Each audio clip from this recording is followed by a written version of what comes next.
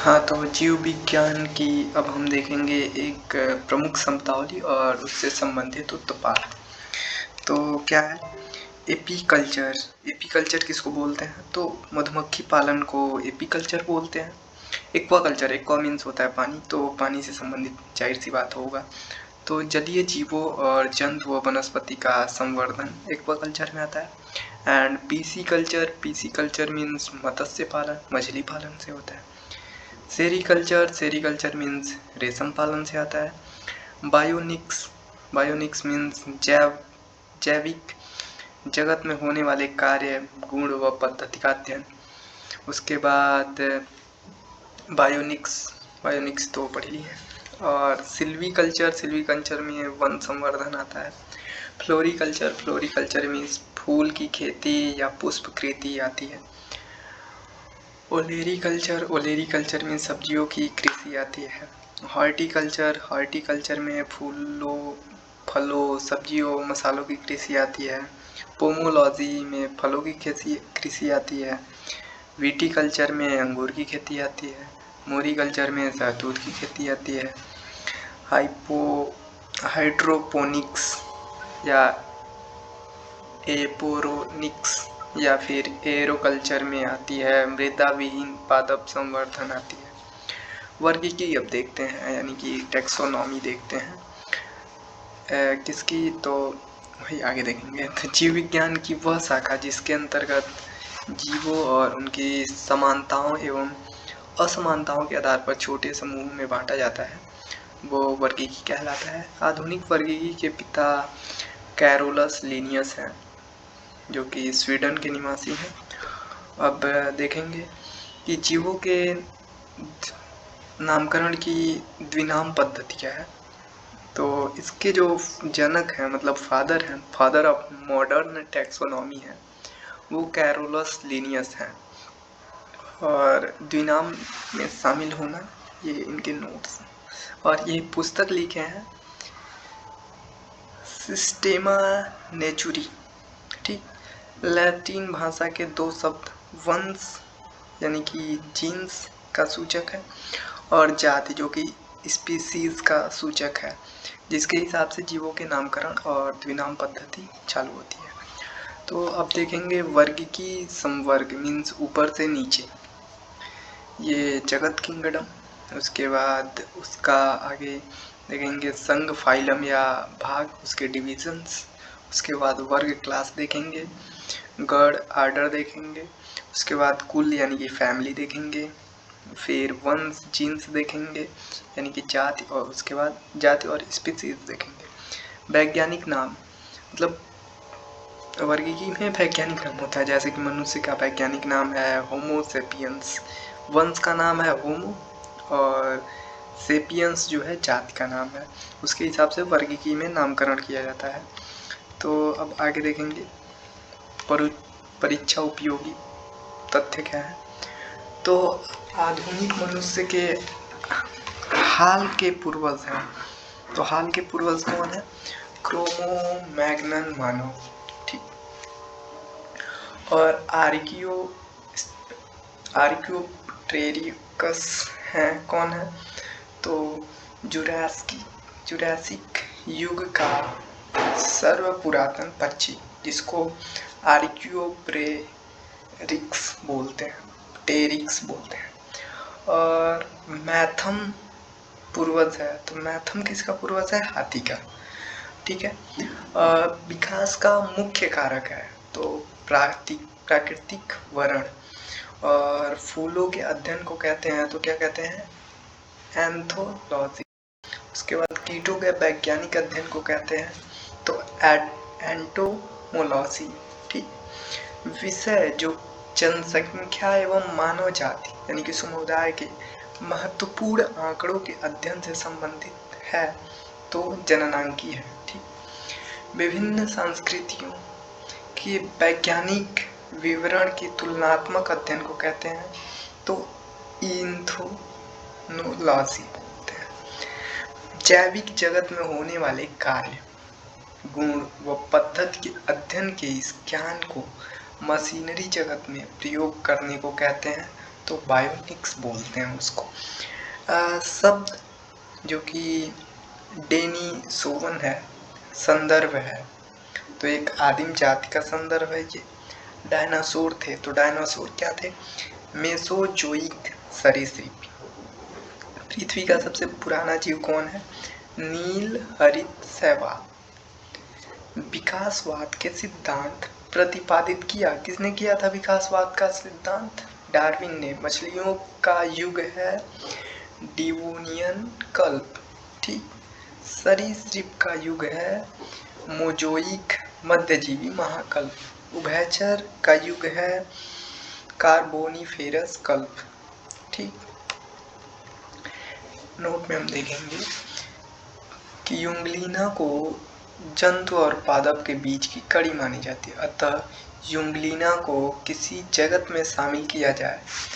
इसी समस्या के समाधान हेतु वेक्टर वर्ष 1969 का वर्गीकरण आया, जो कि कैरोलस लिनियस द्वारा वर्गीकरण 2 जगत में है, जंतु जगत एंड पादप जगत।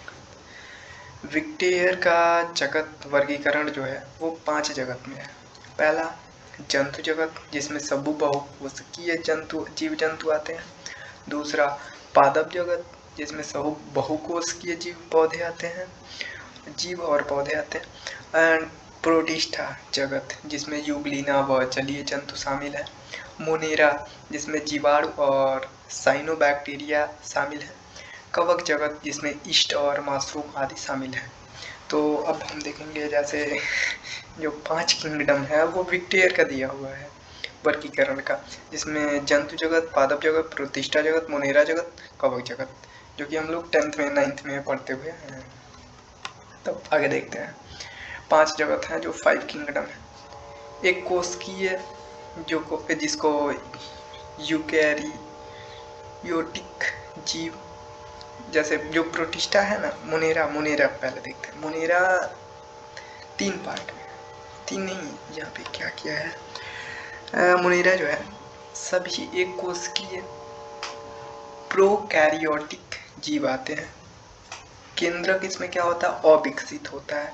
उदाहरण के लिए माइकोप्लाज्मा, जीवाणु, आर्कीबैक्टीरिया, साइनोबैक्टीरिया आते हैं।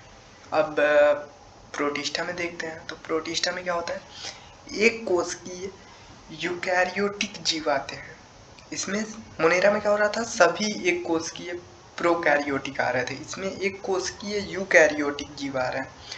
इसमें केंद्रक क्या होता है? प्रोटिस्टा में विकसित होता है। उदाहरण के लिए शैवाल और प्रोटोजोया।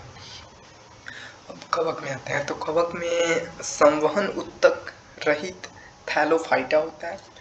अधिकांशतः बहुकोशिकीय यूकैरियोटिक जीव होते हैं और केंद्रक जो होता है विकसित होता है। उदाहरण के लिए ईस्ट, मशरूम जो खाते हैं देख सकते हैं उसमें।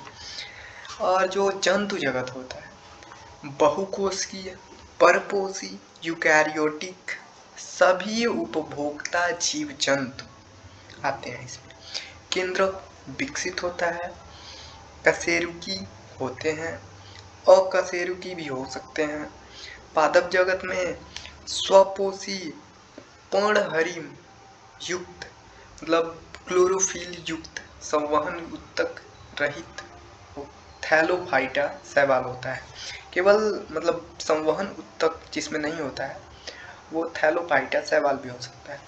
इसके पादप जगत में ब्रायोफाइटा, उसके बाद इसमें क्या हो सकता है? टेरिडोफाइटा, उसके बाद कहाँ गया यार,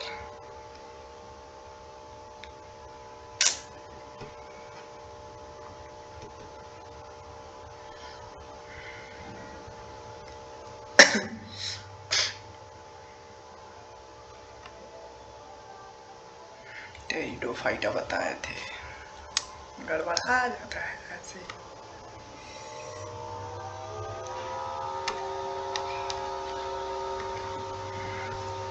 उसके बाद अनावृत बीजी व आवृत बीजी भी हो सकते हैं, ठीक। उसमें केंद्रक जो है विकसित होता है पादप जगत में। उसके बाद बहुकोशिकीय भी हो सकते हैं, होते हैं। यूकैरियोटिक जीव होते हैं। प्रकाश संश्लेषी उत्पादक जीव पौधे भी होते हैं इसमें पादप जगत में। उसके बाद हम लोग देख सकते हैं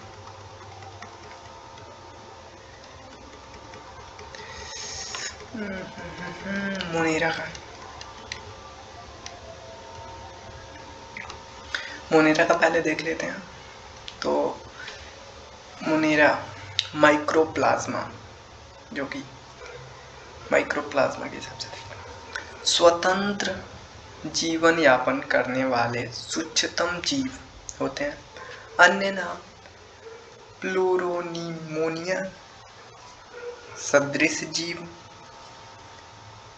उसके बाद कोशिका भित्ति का अभाव होता है इसमें। स्वयं विकास और प्रजनन के समर्थ वाले होते हैं। साइनोबैक्टीरिया जो कि है उसके देखते हैं। तो प्रकाश संश्लेषी अथवा मतलब क्लोरोफिल वाले या फिर स्वपोषी, खुद का पोषण करने वाले। अन्य नाम इनके क्या है? नील हरित शैवाल। उदाहरण के लिए नोस्टॉक, एनाबिना, और जो कि इसमें जीवाणु है उसको देखते हैं। तो जीवाणु में सरल तथा एक कोशिकीय आद्य जीव आते हैं। सर्वव्यापी दो प्रकार के होते हैं, परपोषी, स्वपोषी। ठीक। उसके बाद अब इसका देख लेते हैं कवक का। पहले कवक का 7 है। पर्णहरिम रहित कंडीशंस, नो क्लोरोफिल जिसमें क्लोरोफिल ही नहीं होता है। थैलोफाइट्स परपोषी, हेट्रोफिक जिसको बोलते हैं। उसके बाद कोशिका भित्ति काइटिन से निर्मित होने वाले जंतु। उसके बाद ये कवक का अध्ययन, कवक भी आते हैं इसमें जिसको माइक्रोलॉजी बोलते हैं। करक प्लस शैवाल जिसको लाइकेन बोलते हैं, वायु प्रदूषण का सूचक होता है। उदाहरण के लिए खमीर, कुकुरमुत्ता। कुकुरमुत्ता तो देखे ही होंगे, नॉर्मल चीज है, दिखाई देता है। प्रोटिस्टा, प्रोटिस्टा में पादप के समान प्रकाश संश्लेषी का पार्ट्स देखते हैं। क्रोइसोफाइटा, डाइनो प्लेजेलेट और यूग्लिनॉड। तो क्राइसोफाइटा का देखते हैं। डायस्ट्रम जो कि सबसे बड़े प्रकाश संश्लेषी, कोशिका भित्ति में सिलिका की उत्पत्ति जिन कारण से ये नष्ट नहीं होते। करोड़ों वर्ष में, नोट है इनका, करोड़ों वर्ष में जमा हुए मृत डायस्ट्रमस के अवशेष को डायट्रमस मृदा कहते हैं। उसके बाद क्राइसोफाइटा के कुछ और दूसरा पार्ट्स जो है उसका डिस्मिडस जिसको सुनहरे शैवाल बोलते हैं। अब उसका दूसरा पार्ट, पादप के समान प्रकाश संश्लेषी का दूसरा पार्ट देखते हैं। डाइनोफ्लेजेलेट।